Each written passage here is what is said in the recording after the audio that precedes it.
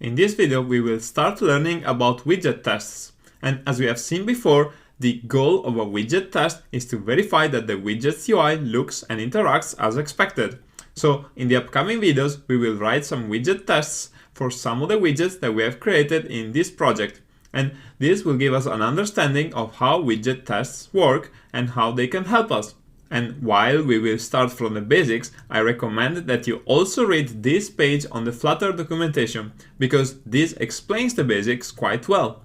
Okay, so let's get back to Android Studio, and I'd like to start by finding a relatively simple widget that we could write a test for. So if I open the common widgets folder, I can find this common raised button widget that we created before. And then I can select the test folder, and I can create a new Dart file called custom raised button test, like this. And as usual, we can import Flutter test, like this. And we can also create a void main method, like this. Next, we want to create our first widget test. And to do that, we can call a method called test widgets, like this, which takes a description, and we're going to leave it empty for now. And then we have a callback, which is a closure that gives us a widget tester, and this has a body, and this body needs to be an asynchronous method, like this. So this widget tester is what we use to build and interact with widgets in a test environment. And now that we have this empty test widget, we can see how we can create a widget. And we can do that by typing await and then tester.pump widget, like this. And here we can add a custom raised button, like this. And we need to import this as well.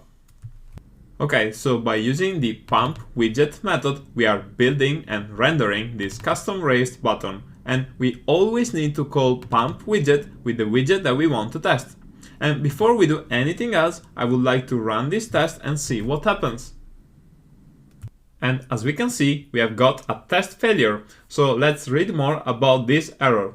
And the specific issue here is that a directionality widget was not found. So the real problem here is that we have created a custom raised button widget, and internally it tries to find a directionality ancestor widget, but it can't find it.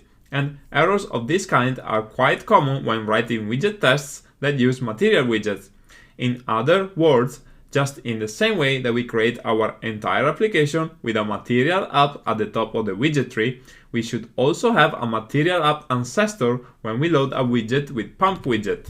So we can fix this error by wrapping our widget with a material app widget and passing this as the home argument.